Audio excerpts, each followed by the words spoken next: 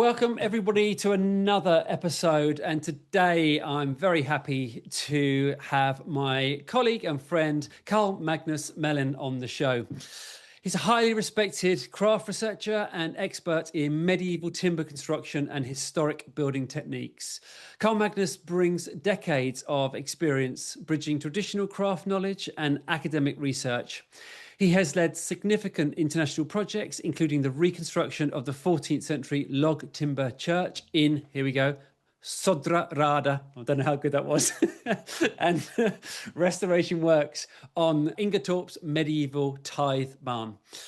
His unique perspective on learning the craft from within and his multidisciplinary work integrating dendrochronology and historic methods have made key contributions to conservation and our understanding of medieval European carpentry. So, Carly, it's an absolute pleasure to have you on the show. It's really nice to have been invited, so I'm the one that's happy about this. No, it's great. And I love doing these because every time I interview people and have speakers, it's just, one, I'm learning a huge amount, but also it's great for the audience to really get an insight into when can they sit down or listen to somebody like you. It's so rare. So it's a great thing. It's a lovely thing to do and to educate for everybody. So yeah, no, pleasure. Thank you so much. So let's start off. I've got here on my first notes here, family roots and early influences. That's my title for you. So tell us about that. My first interest in medieval churches began when I was really young, because my grandfather, he was a grave digger or a generator or what you call it. So I was visiting church attics since I maybe was 3 or 4 years old. So the interest started really there. But and my other grandfather, he was building a lot and used a lot of woodwork tools. So I got the interest from a lot of old relatives. That was really early on then. Did you have a good feeling when you were really young? Because we don't always know what we want to do when we're younger, but did you have quite a good feeling that was going to be your thing that you were going to get into? A couple of years ago, I found a notebook from the 2nd grade or something, and I had written that I wanted to be an archaeologist already then. But then there was, we could talk to someone who worked with that, and they said, don't be that, it's really lose your job and you will not succeed in that. So I gave it up for some years, but then I started to study at Lund University. So I'm also an archaeologist, and I also then learned to be a historic carpenter. Wow. And was that just by chance getting into the carpentry, or were you sort of really focused on doing that in the long term? I did a lot of carpentry just like for myself. And then when I studied to be an archaeologist, I thought it was very much to destroy the things you dig out. You just take them away. But I wanted to learn how they did do things also, not only to excavate old ruins and so on. So I think it became more and more to work with as a carpenter. And nowadays I work also kind of as an archaeologist in attics, digging out church attics where there's you can find very interesting things in these layers up above the walls. So I can't really decide what to do. I'm both a craftsperson and an archaeologist. Yeah. So when you were those early days of archaeology, straight away you were thinking, how are they doing things? How are they making? Yeah. Yeah. That's really interesting, isn't it? That would fascinate me. If you see, some carpenters, tooling and Yeah. working out what tool made that. What did it look like? Yeah. That would be absolutely fascinating. I can see why you got the bug for that. Yeah. Yeah. I think it's very similar to what you do with the buildings and your presentations about the different locks and hinges and so on. So it's really this deep interest to learn more. Yeah, it's almost, I'm sure you feel this, is when you look at this early woodwork, they were so sophisticated. They were so clever with the tools that they had and the conditions they worked under. It's almost skill-wise, we've gone back a little bit, haven't we? Quite a bit. You think we've advanced. We always feel that we're in the 20th century and 21st century, that we've advanced with our skills and we're much, much better now. But when you look at some of that workmanship, you think, wow, I don't think that some of that couldn't be reproduced today. That's incredibly difficult to reproduce some of this. Yeah, I agree. Yeah, that's really fascinating. Did you, with your archaeology, did you practice as an archaeologist straight away, or did you then, you were undecided and you went into the craft side? I worked a bit as an archaeologist, and it was when they were building roads and so on. So it's not like you can decide what to research, but here you have to dig and see what you find and so on. So it was really interesting, but maybe not the best thing for me to do, because I'm so research. I want to do special research. So after that, I worked a lot with vernacular buildings from the 18th, 19th century in the south of Sweden for many years. And then suddenly this happened with the Södra Råda project that you mentioned, this medieval log timber church from built around 1310 that was burnt down in an act of arson. So then I got back to this interest of our medieval churches through this project. And was this as an archaeologist or as a as a carpenter? It was like, because I'd studied traditional log timber techniques in a school in the south of Sweden. So that's the reason I got involved in the first place. So I wasn't involved as an archaeologist. I see.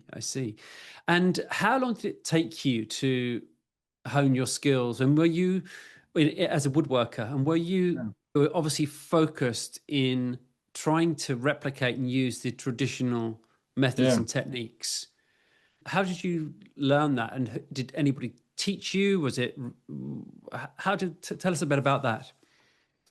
I learned from other colleagues, old craftsmen and so on. But then also I read a lot ethnological reports from the 1920s from Sweden, where ethnologists with very deep understanding of craft had made a lot of interviews and so on with people that was born maybe in the early or mid 19th century.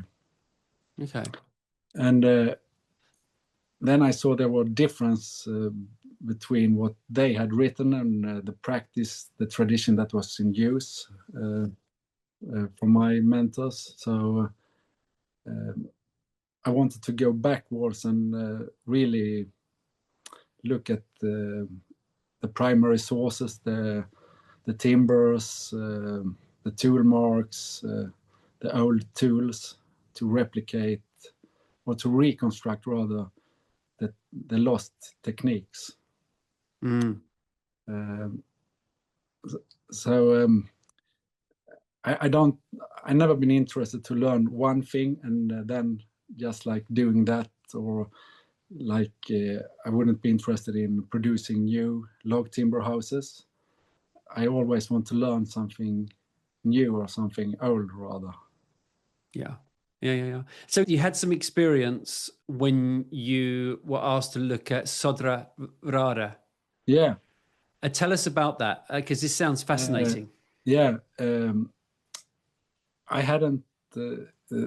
I got involved in 2007 because the church was burnt down in 2001, I think, and then there was some research. So the actual reconstruction started first in 2007, and when we started this project,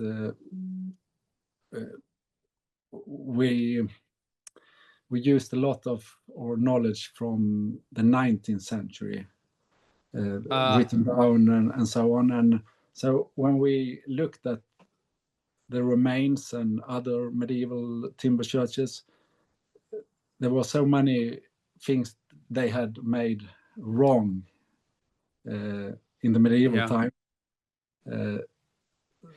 And we understood kind of that we maybe looked at the things with the wrong eyes, but it took quite a long time to deconstruct our knowledge to change our mind into a more medieval mind, if you say. Yeah, of course. And what was left of the church? Not very much, because the fire, those who put out the firemen, they really didn't try to save as much as possible. Because often if there's a fire, they think it's better it burn out, so there's not God, kind of. No. And hopefully it's a bit changing nowadays, but so they were more concerned about a barn from the 19th century than to put out a fire on this church from the 14th century. So there was not very much left, but there was some, and the general director of the National Heritage Board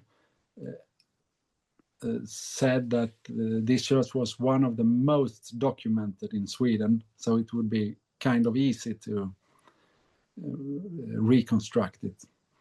But it turned out it was the medieval wall paintings from in the chancel from 1323. They were very well documented, but the timber building not so much, because it was not so fancy as the painting. So there was a lot of knowledge lacking. So we really had to do a lot of research and look onto other remaining medieval buildings as well. Yeah. And was there a question at the early days to actually rebuild it and reconstruct it? Was it 100% yes, we're going to be doing that from the start, or were there, because it was so badly damaged? Did they then? Yeah, it was so badly damaged that there was nothing to reuse. But the reason to reconstruct it was mainly to get more knowledge about the medieval building techniques. Because, of course, the local people in Södra Rara, they wanted something back, but since it's quite costly to do a reconstruction in the way we did,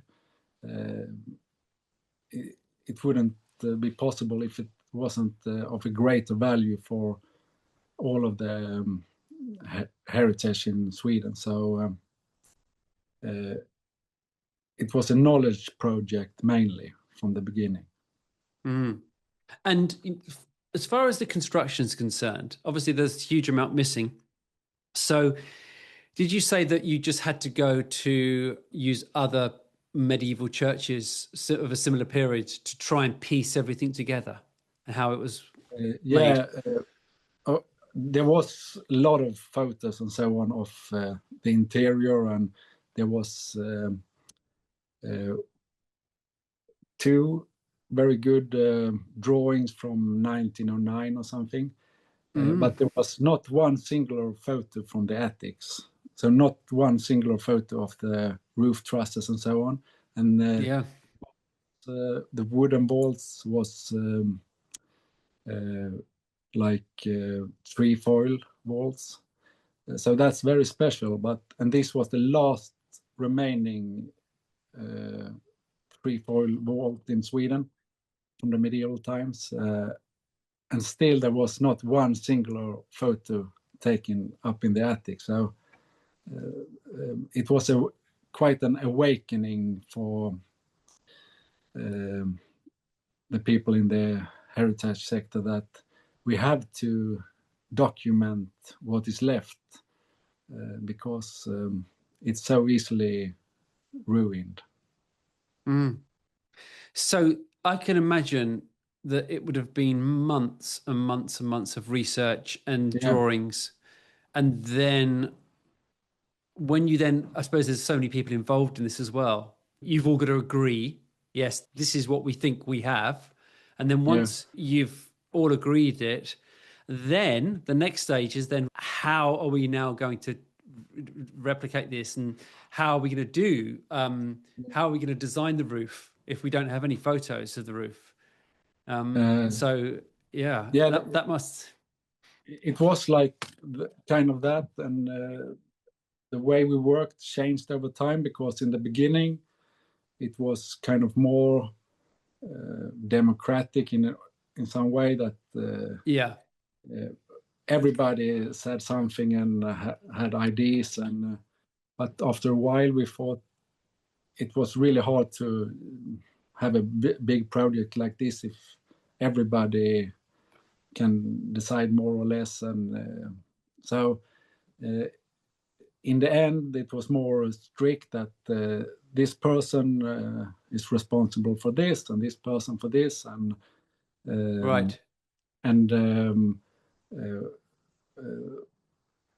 I was, for example, responsible for the roof construction, and then I made a lot of research, but then of course I discussed it and shared it with my colleagues, and they said, "Oh, have you thought about this?" And now, so I changed a bit and so on. But it went better when we had separate responsibilities.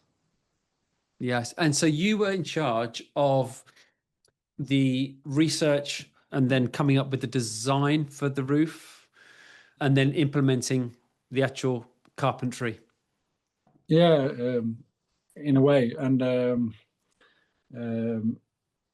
but as you said in the beginning, we were like a big staff to share the ideas and make them as good as possible. And it was in cooperation with the University of Gothenburg and the craft laboratory and so on.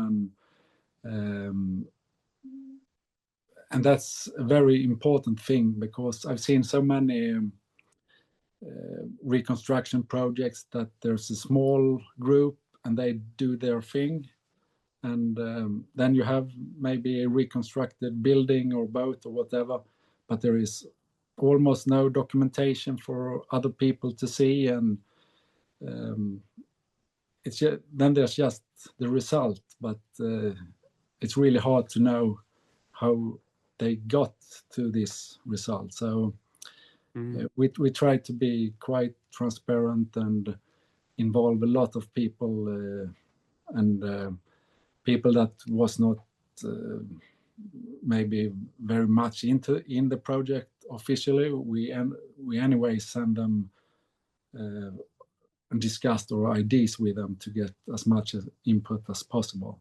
So a lot of people from ICOMOS would I discussed things with, for example. So, and how far away was this site from where you lived? I think it's like maybe 500 kilometers away, or Oh, a more. long way away. It's a long way, so that was it would have been better for me if it was closer, of course, but then this project was so unique, so it was just to.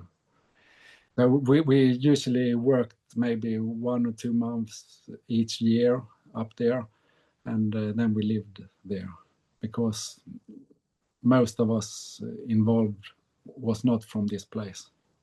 No, so you had to just get accommodation in the location. Yeah.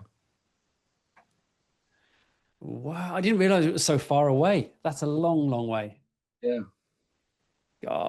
So once you've decided on the design, what's the next step?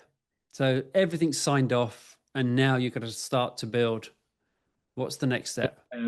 The thing is, we started to build.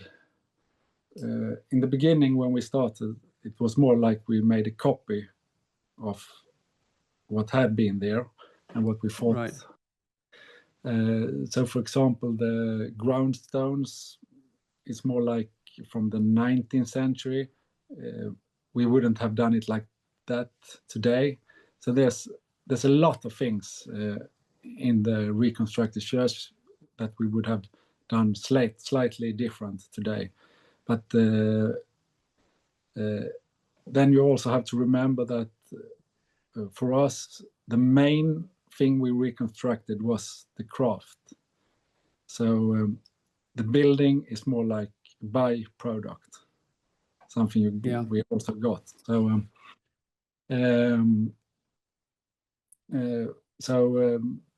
but when we came to the roof construction, we have tried out design processes with geometry and dividers and so on, so that we could have done it without only making a copy. Yeah. And what was the species? What wood? Mainly pine, but we also used some spruce, and very little of oak, almost none, but one of the doors was made of oak. Okay. So and the chancel we did very processual. We every timber we felled in the forest with an axe, and we started from the round log only using axe, and we split the boards, so we used no saw at all on the chancel, but on the nave, just to reduce the cost, we had to make some things more modern. We had the timbers blocked with saw before we used axe on the nave, but everything on the chancel was made as we think it was made in the medieval times. And the choice of species, so there was pine, so is that Pinus sylvestris? Was that Scots pine? Yeah. And then spruce. And what was the decision behind that? Because did you have research that both of those species were used? Yeah, we the log timbers, that was there was some remains, so we could make dendro analysis on. They were all of pine, but then on the drawing we could see from the roof construction that there was some small timbers that most surely was made of spruce, because of the roots was used to stabilize. And when we investigated a lot of other medieval roof constructions, it was quite common in Sweden to use either spruce or pine. So then we thought it would be good for us to use both those pieces. And as it was reconstruction of craft, we did not always make everything like a copy of what was burned down, but we could also, and there was a lot of things we didn't know for sure about Södra Röda, so we had to take reference from other buildings as well. Yeah. And so when you had to replace, let's think about replacing some of the pine sections, and you said you split them by hand. Yeah.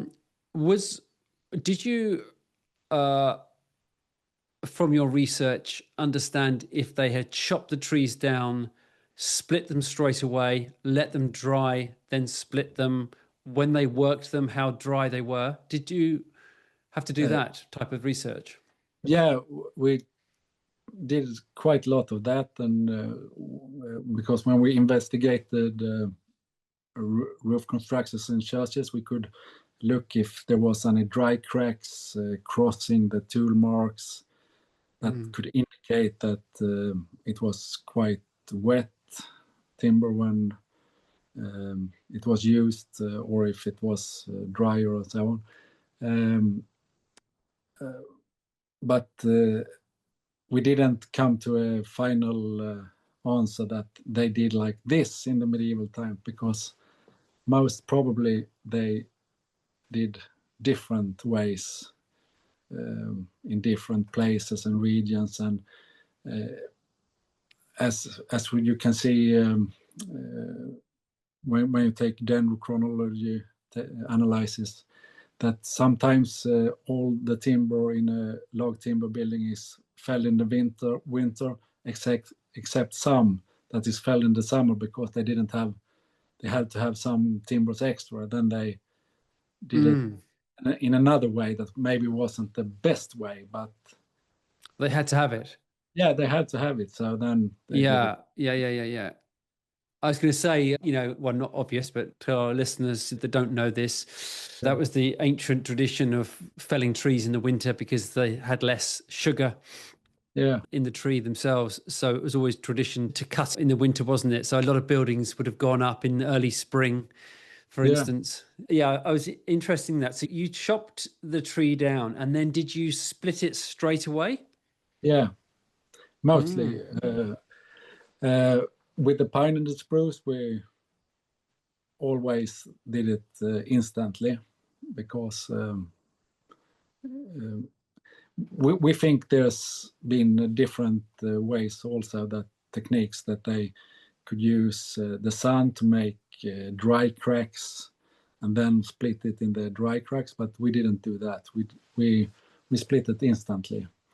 Right. But the oak door, we felled the oak maybe 3 years before we split the tree off, and it wasn't that we wanted to do it like that. It happened to be like that because of the reason. Okay, and was that harder then? Was that split making your job now harder because it's 3 years old? Because the bark was left on. Right. The oak dries very, very slow if the bark is still on. So we didn't have any problem to split the oak either.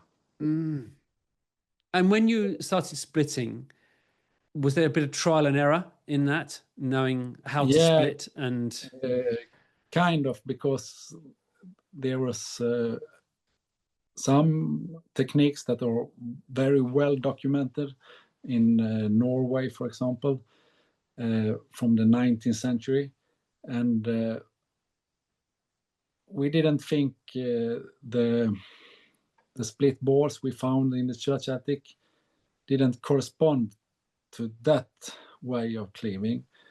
So we really found out other ways of splitting, and it was really good because we tried it out for several seasons.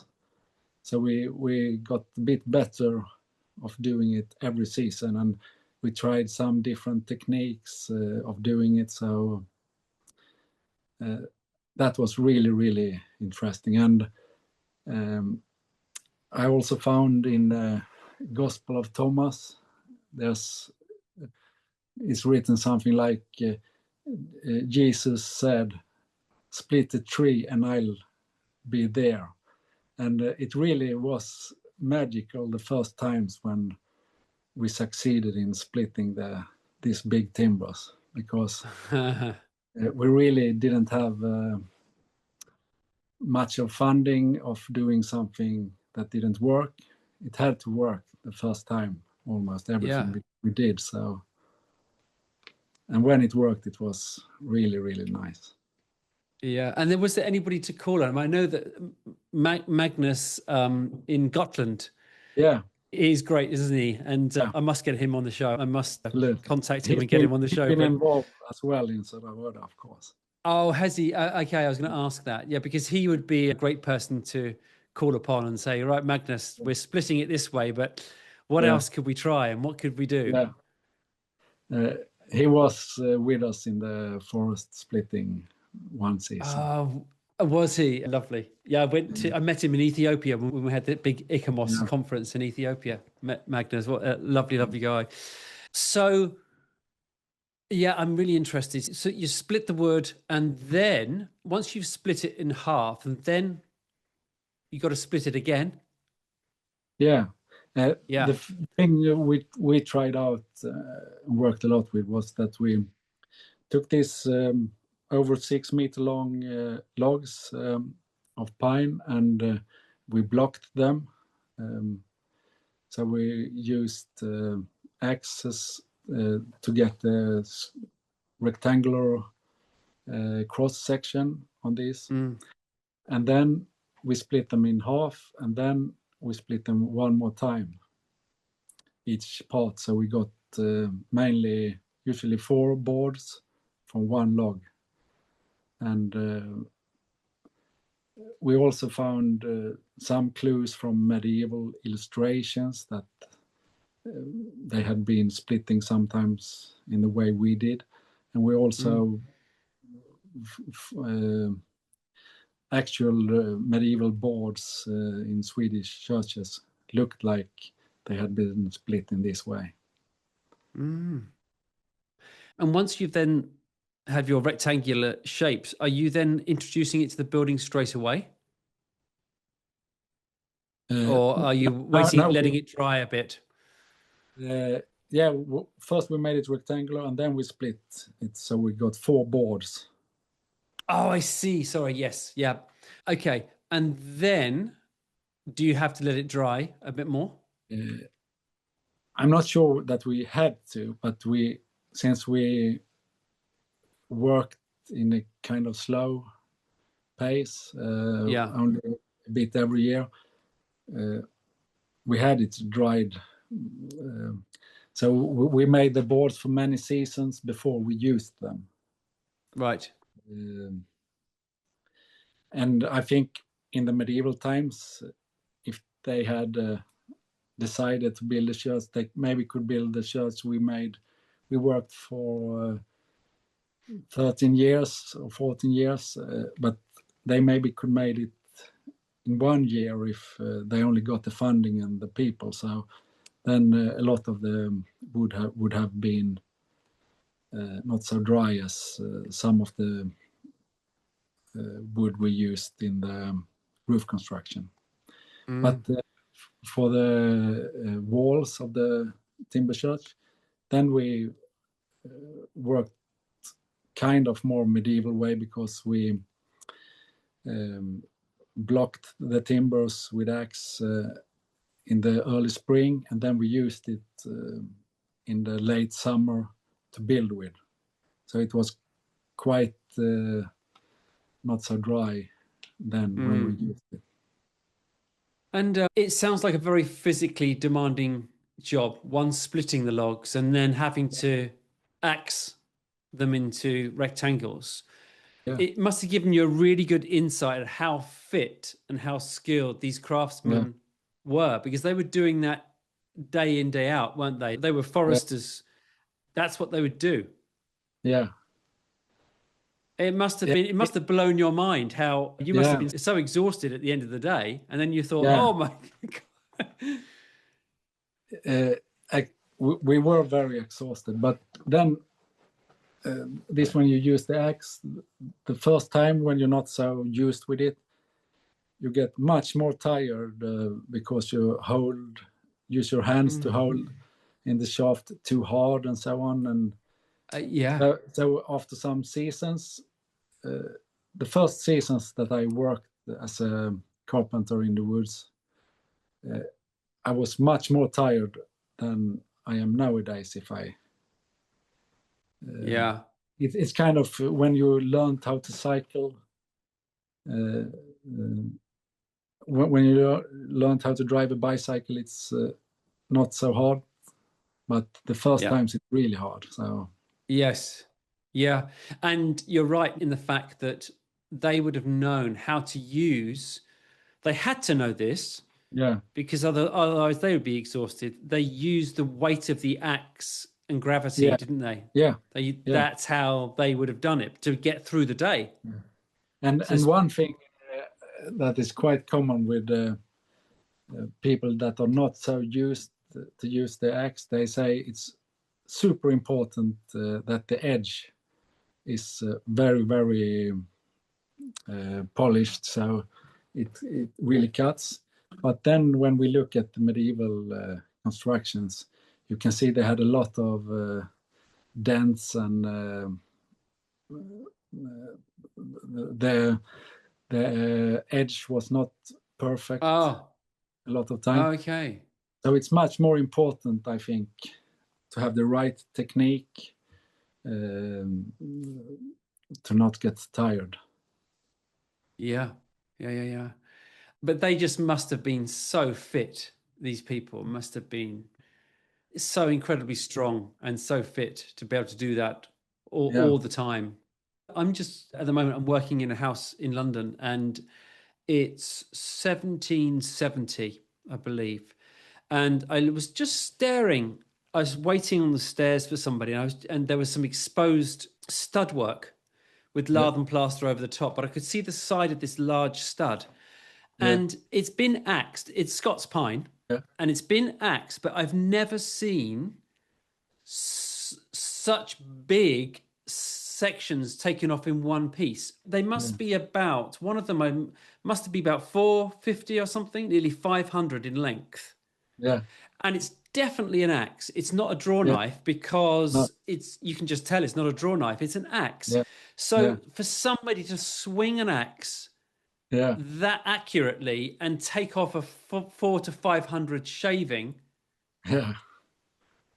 amazing. And you could see, because the dust was collecting on this, you could look up with a torch and see all of these beautifully, like the guy has just gone along and gone whack, another one, whack, another one, whack, so perfectly.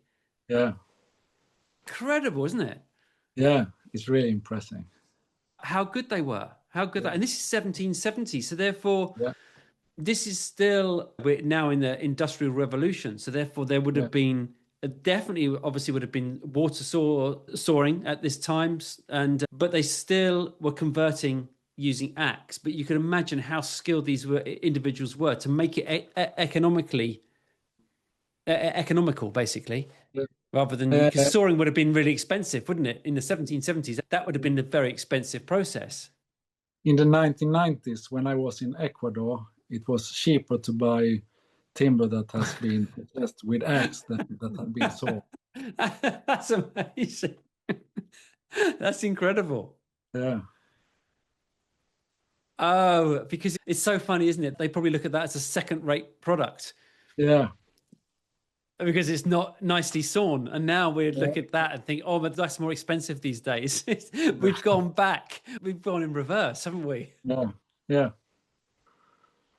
It's fascinating. We're probably digressing too much on chopping wood, but I'm so interested in how they did it. And this is everything that you're about, isn't it? Is learning how they did this work. What were the tools like? And you just discovered that the edges weren't always the best. They had a few little nicks and bits out of them. Yeah, yeah. And would it have been that much difference axing a green piece of pine to an air-dried piece of pine?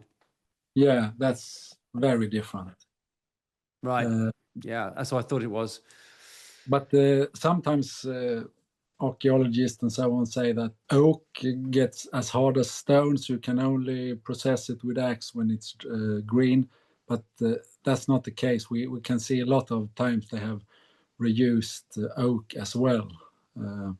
And it's a lot harder than when it's green, but you still can shape it with an axe when it's dry. Yeah. I'd imagine that you got to be very aware of grain orientation though, because as it dries, you're probably going to get more checking when it's drier. Yeah, you can get much smoother surface when it's green. Yes. Yeah. Interesting. And it's much nicer to work in green. Yeah. Oh, it's lovely. Yeah. Yeah, it's wonderful. So that's how all this was recreated then. You recreated it in this traditional way and then eventually took it back to the site and then put it all together and did your framing. Yeah. But when you say traditional way, it was not the living traditional way, but we reconstructed dead traditional ways. Yeah. So on the YouTube channel of the Craft Laboratory, there's a lot of videos when we are doing splitting and so on.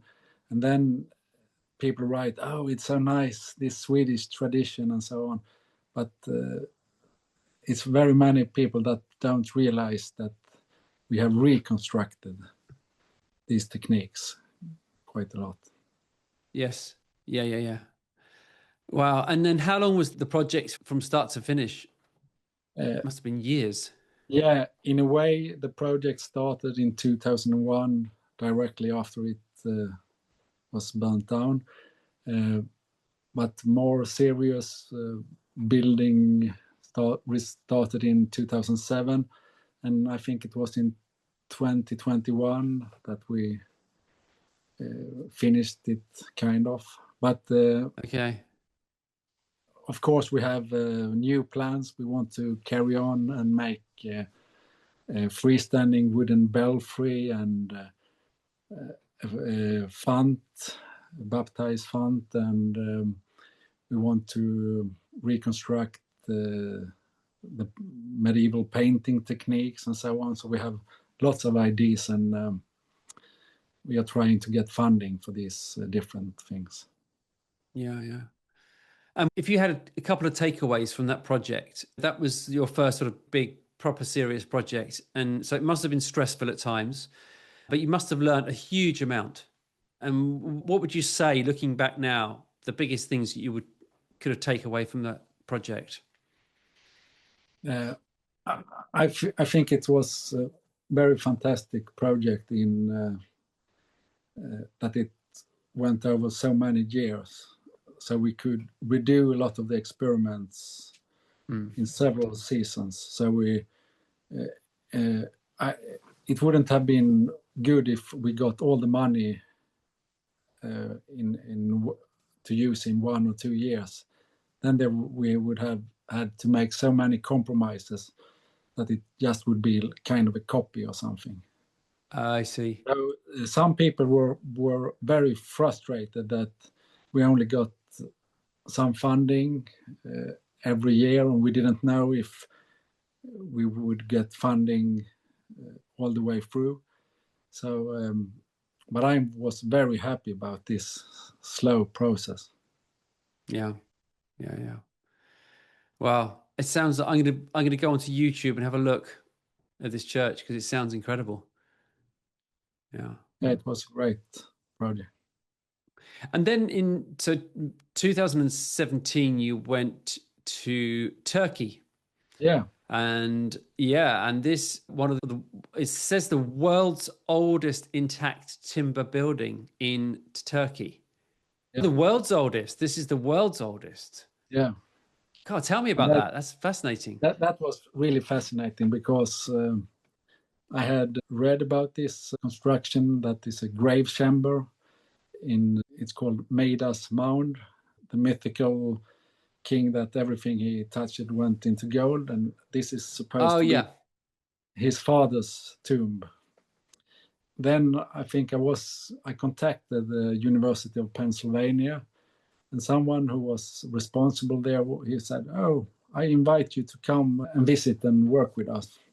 And then when I was going there, he said, maybe it's better to make it another year because there's so much we have to do now. But I said, no, I come anyway, even if will not be so much time in the chamber. And that was really lucky because the year after the Turkish government changed the rules, so it would almost been impossible to go there as a foreigner. But it was really, really incredible to go into this timber construction because if you didn't know how old it was, you could guess it was maybe from the 19th century or something. You could see all the tool marks touch the walls, and you walked on timber felled 700 BC. That's incredible. It was really incredible. So I'm so happy that I went there because it was once in a lifetime. 700 BC. That's astonishing. That's old. That's very old. And the very curious thing is that the techniques they had used were quite similar to Södra Råda.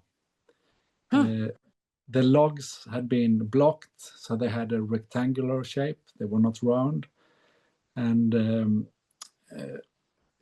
you could still see soot lines marks. They had used soot lines on the walls, and it was preserved.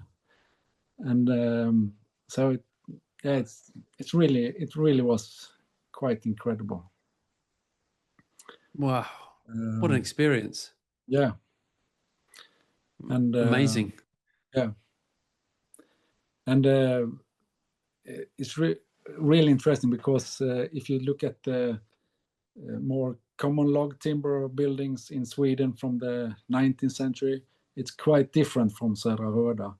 But the people in Turkey who built this construction 700 BC would have quite easy to understand the carpenters in Södra Råda in 1310 because there was lots of similarities between these techniques. It makes you wonder, doesn't it? We're finding out more and more and more about this, but how people traveled. They traveled across the world. Yeah. And when you come across things like that, from Turkey to Sweden, and you say it's so similar, you wonder, is this coincidence? Because there's multiple ways to put a building together. There's so many ways. So when you get something that close, you just wonder, okay, have these people shared their practice and... Yeah. I think I don't think there's a straight line of knowledge from Turkey to medieval Sweden maybe, but there's a lot of things that appear and then maybe disappear and then reappear in building techniques and ways to do it, I think. So then of course also some knowledge just travels over time and regions, that I also believe. Yeah, it's really interesting anyway to think about these things, even if it's hard to get the straight answer. It is. And I remember calling you one day being really excited because I came back from the Ethiopian trip with Icamos, and I was excited about the taper burn marks on the buildings and the satire crosses and this type of thing. And obviously we don't know when those taper burn marks were put in the building. And this one in particular was Deborah Dama, which is 570. But you then start thinking, how old are these taper burn marks, these witchcraft Yeah. marks, these apotropaic marks. And did somebody from Europe see these in the the religious capital of the world, basically? Did they see these marks and then think, that's a good idea, let's put them on buildings in Sweden as well in 1300 and 1400 and buildings in the UK? You don't know, and there's no proof to really understand exactly how old these are. I don't think there's any proof of finding out, but it's so interesting because the world was, as far as that's concerned, was a lot smaller than we actually would imagine. And these things traveled, didn't they? A lot of these techniques and fashions just traveled around the world. So we were traveling a lot more. This must be so fascinating for you just on a weekly or monthly basis, because this type of evidence just constantly pops up. Yeah, it's kind of, I feel like a child on Christmas Eve. Yeah. All the time when I'm in the attic and find something that nobody have seen for hundreds of years. I feel so very close to these people who made these marks or whatever, because it's kind of like time stands still in the attics. In the church rooms, there's people almost every day for hundreds of years. But in the attic, I agree.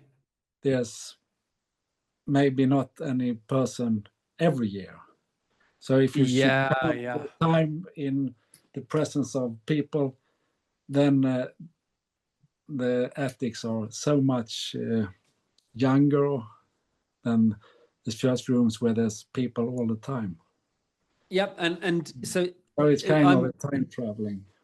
It is, and I'm with you there. So when I visit a lovely house, I'm very fortunate to visit lots of lovely houses in my work, but I'm interested in the basements and the attics. That's where I always want to go, because those were the rooms that weren't ever upgraded, because they were for the servants. There was a kitchen down below or something like that. So they didn't spend money on these areas.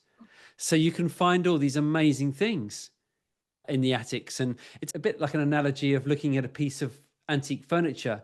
It may, the face of it may have been refinished several times and it may have been sanded, but if you turn it round or go underneath and have a look, then you can see, there's some hand saw marks there and a handmade nail. All of a sudden, it's there. So I'm always excited to, if I can get an invite to go to the attic, I'll always jump at it, because you can just, and it's interesting what you say about the connection. Isn't that a strong connection? We were working Kensington Palace recently, and we've removed some panels that were installed in 1691, and these panels have never come off. So the back of the panel hasn't seen a face since 1691. Yeah, that's fascinating. So, and then we took this panel off, and then when you're looking at all the marks and the glue blocks, and there's this very eerie connection, and you'll absolutely understand what I mean. There's such this strange, such a deep connection with the craftsperson that did that. It's really strong, isn't it? It's strong. It's really strong. I really think it's almost like having a conversation with these people, that they are learning me things all the time. I usually say that it's like I'm working like an apprentice to these old masters from that not alive anymore. Yeah, I know. And it's just, and you can always learn. We found these moldings that have been made in two pieces, and there's still no reason why they should be made in two pieces. No. And it's because we're looking at 1690. They had the tooling to make moldings in one piece. So again, I'm looking at that and I'm just fascinated. Why is that made in two pieces? And I can see how they've done it, but I'm just scratching my head and thinking, all right, what? And it's lovely, that, isn't it? You just, that fascination and that interest. No. It's great. We have the same feeling with that connection. It is very strong.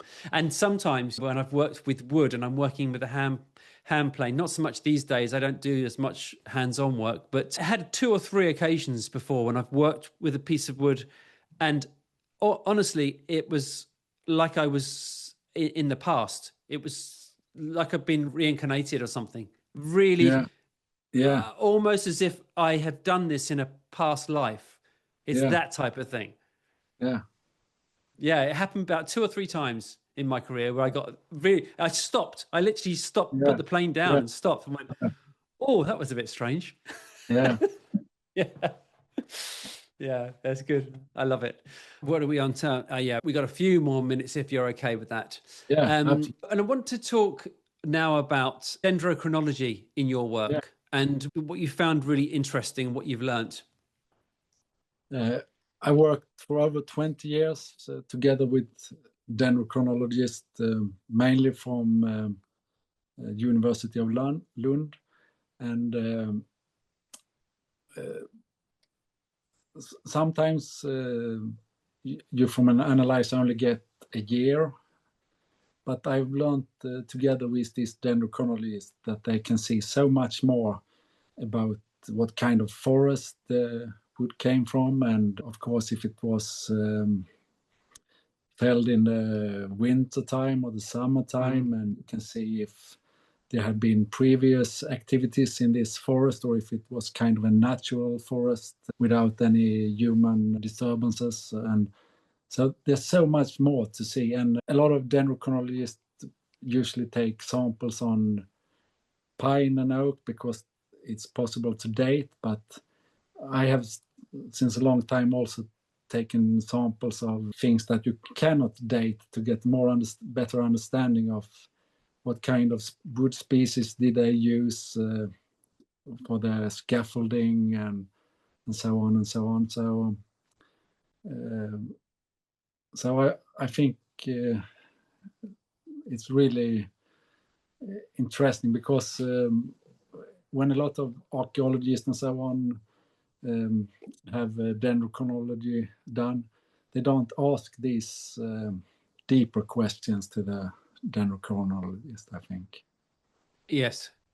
Yeah, there's probably, it's a good point actually, because there's so much that we can learn from dendro. There's so much that we can learn, and there's probably not the questions being answered, and there's probably not that communication to date. I was speaking to a colleague of mine who was on the podcast as well, Coralie Mills, and they found in Scotland that that is hardly any of the native Scots pine was used. It was pretty much always Norwegian and Scandinavian pine that came over, with the odd exception because they just didn't have enough of the resource. But even though there was it seemed to be an abundance of Scots pine trees in Scotland. But it's things like that are just fascinating, aren't they? It's interesting. And also you can get an idea of how many trees did they use for roof construction and what was the dimensions of the used timber and so on. So this the date is quite often the least interesting for me because I've looked so much at roof constructions in the south of Sweden and Denmark that when I see something is from the 12th century, I haven't been wrong when I've said that. So the dendro dating only say, yeah, you were right, it was from the 12th century, and then they give a more precise dating than I can do. But then they can answer a lot of other questions, where this timber came from and how was the forest and so on. So that's more interesting for me than the year. Yeah. And is it quite easy to get a dendrochronologist in Sweden? And actually, for those listeners who don't know what dendrochronology is, that's where you date trees with the rings, and you've got a huge database, and they can take samples of tree rings and match them up on the different growths. But is there quite a wide range of dendrochronologists in Sweden? Yeah, there's this lab in Lund that is maybe the major lab in Sweden for dendrochronological dating, and then there's some other actors as well, and there are some that work mostly with climate. So it's kind of easy to get things dated, and then there's good dendrochronologists in Norway and Denmark as well, and sometimes they works over the borders. Yeah. And what amazes? Yeah, sorry. Yeah, I also quite not so long ago I was in contact with Martin Bridge as well. Yes, because, he's been on the podcast. Yeah, and because there's a church in England, in Adel, that I'm kind of interested in, and I found out there had been taken a sample in 1976. So I contacted Martin, and then he found out he could reanalyze this sample and so on. So I hope to maybe get a project with that church in the future, together with Martin and other people. Yeah, fascinating. Because, yeah, love it, absolutely love it. And then let's just hear about your trip to the Faroe Islands. That's incredible. How did you end up going to the Faroe Islands? That's amazing. It was really strange because I got contacted from the Faroe Islands, and they wrote that they had 3 log timber buildings on the island. Not anymore, only 3. And they were going to restore one of those. And they had been in contact with the National Heritage Board in Norway. And they suggested they should take contact with me. So that was kind of funny. And there was Norwegians as well, and some craft people from the Faroe Islands. And it was really, really interesting because it's very, very different landscape there. But you can talk Scandinavian with the people in the Faroe Islands because they learn Danish and Norwegian there. And this building was built, I think, in 1670s or something.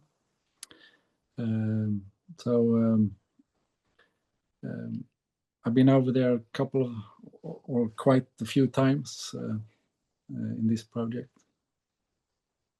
That's amazing. I'm just looking, because my geography is not very good. I see. So it's just to the side of Iceland. Yeah. And right on the top of Scotland. Yeah. God, they're stuck in the middle of nowhere. Yeah, really in the nowhere. Wow. And wonder where the trees came from. Would they have come from the Faroe Islands or not? No.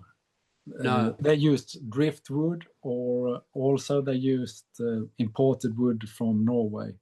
So for this project, we got timber from Norway.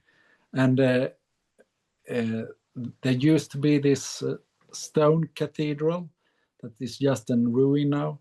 But then there were preserved some timbers that might have come from this cathedral. And there I found taper burn marks as well. Did you? Yeah, so that was quite special, I think. That may have been imported to build this building. Yeah,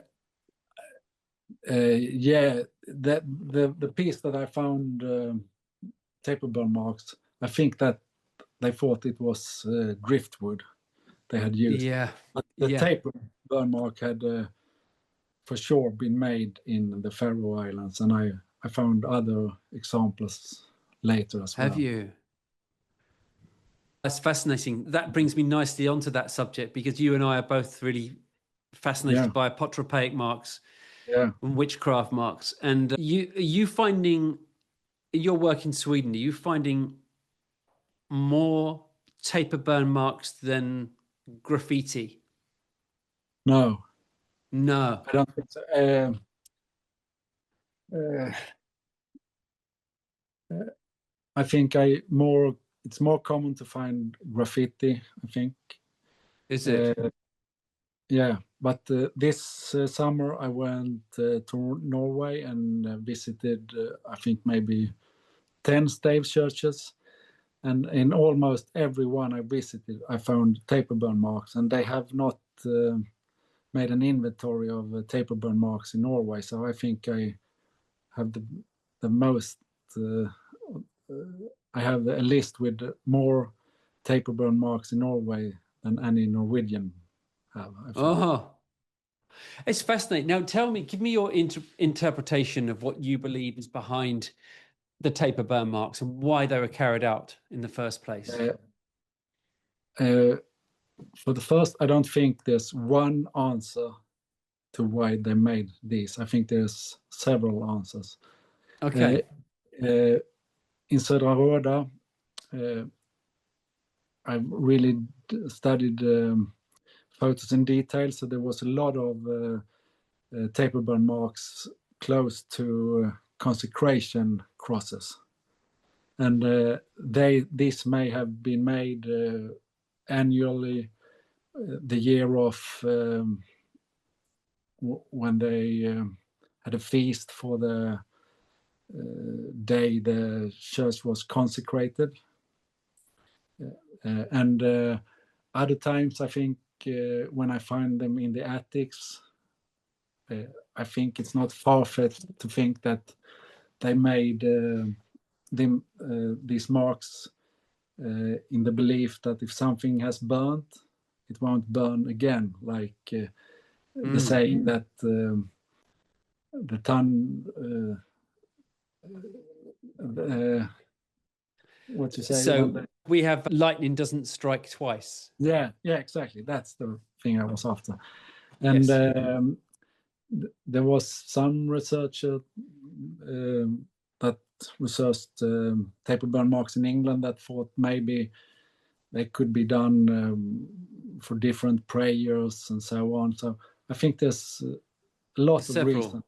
There are several reasons. And of course, it's quite common to find them close to a door or to a window opening to avoid the dark forces entering. So yes, yeah. And again, for our listeners that don't know what we're talking about, these taper burn marks, they look like elongated sort of pear-shaped black marks. You can see them in beams and up in attic spaces, and they look like black sort of teardrops. And if you find those, they're almost certainly going to be taper burn marks, and they were just deliberately burnt in to the wood using a taper. So somebody would just hold it, either have a holder with your taper on, or people would just literally just hold a taper until it burnt. And some of them are quite deep, so they'd have to hold it there for quite some time.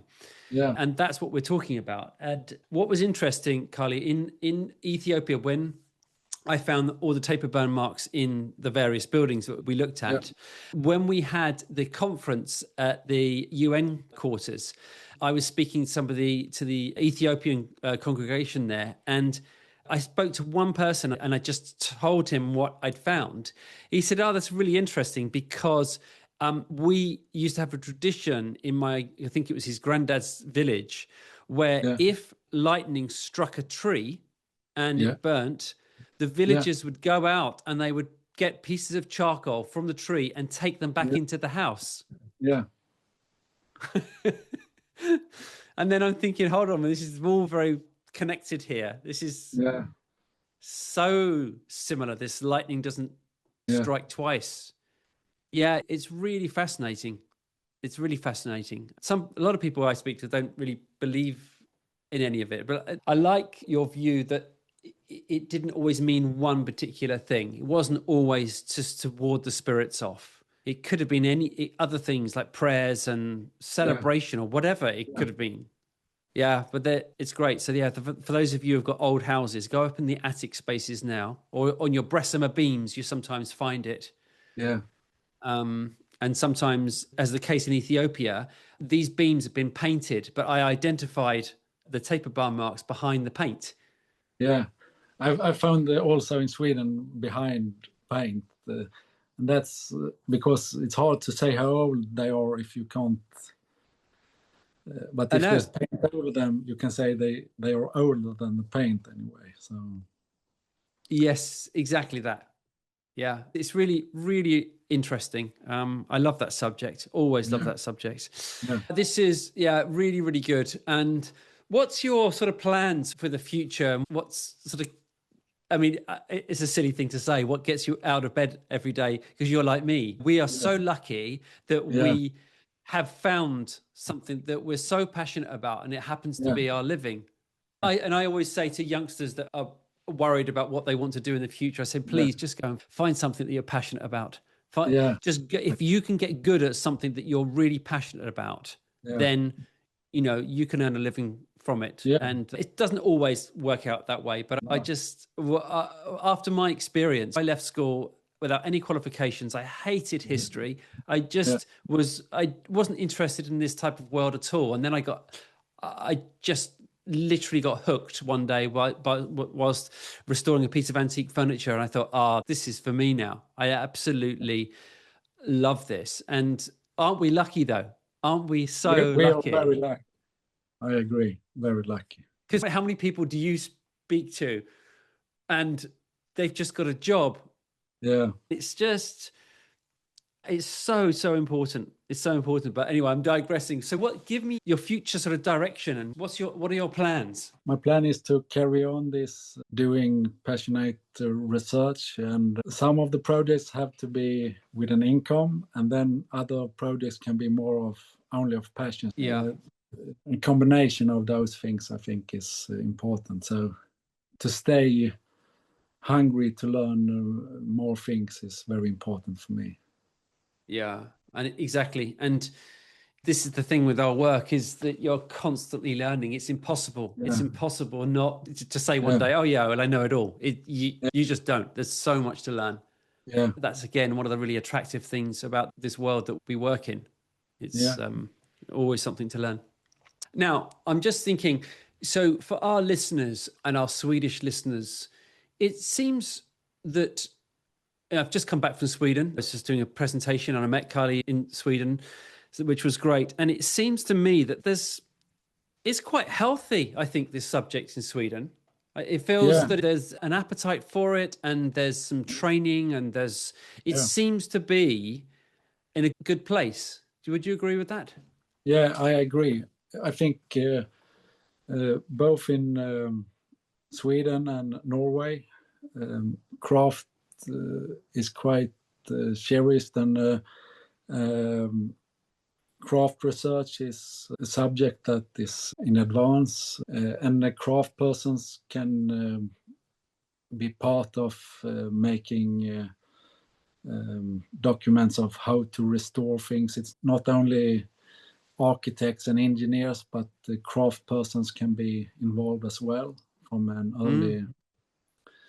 the beginning. So I think it's quite good to be working with craft in this way in Sweden and Norway. Yeah. And if you're 18, 19-year-old Carly, where would you recommend somebody? It's much easier nowadays because of the internet. It's so much easier to contact people. But where would you say a good sort of starting point if you wanted to get into this industry? In Sweden, there's you can start there's these programs to become a builder, but then in the University of Gothenburg, if you're maybe like 20 or 21 or something, you can start there as well to become kind of an academic carpenter. Not academic that you only, but to learn also about history and things. That is great to have as well. So it's important, isn't it, in our world? There's no point in being a brilliant carpenter and a fantastic joiner if you don't know the subject that you're working on. You don't know the history. You don't know how important the surface is to keep, and all these sorts of things. So that's a huge part of it. That's what defines us, really, from a regular carpenter joiner to conservation carpenter joiners. Yeah. You've got to know that stuff. You got to, and to be honest, the more you learn about it, the more if you're anything like Carly and myself, you'll love it. You'll absolutely love that side. It's fascinating. Yeah. No, it's good. Well, look, this has been really good. Okay. Thank you so much. It's been really enjoyable, as I knew it would be. And it's really, I love doing this. And we've known each other, I think, since York we first met, which is, I have no idea how many years ago that was, but that's a few years ago. It's got to be 10, maybe. Is it 10? I don't know, but it's... I think it's almost... I think it's maybe 10 next year. Oh, my goodness, that's terrifying. But so it's a pleasure for me to do this with people that I know. And it's been great today. And who knows? If you come over, then you'll have to let me know if you're over. And if I come back to Sweden again, I'll also just... I'd love to come out. I'd love to come out in the woods and start... It's one of those things I'd love to do some splitting, and that's on my bucket list. Yeah. Maybe, do you think my wife would be interested in that as well? Yeah. Not? No, she wouldn't be.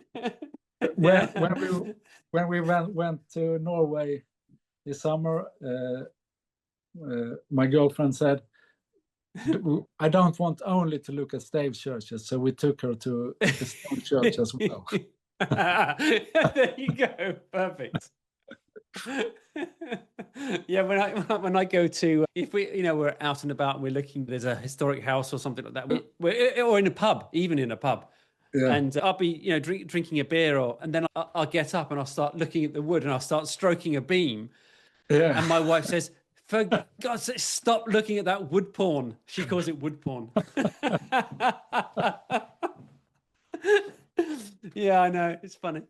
Yeah. Anyway, it's been a real pleasure. How can people find out more about you, actually, before we go? I suggest they should look at the Craft Laboratories home side on YouTube. There's something about Södra, some nice videos. And I have an Instagram called Timmermans Konst, where I upload things now and then. Okay, brilliant. We'll make sure we put those in the show notes.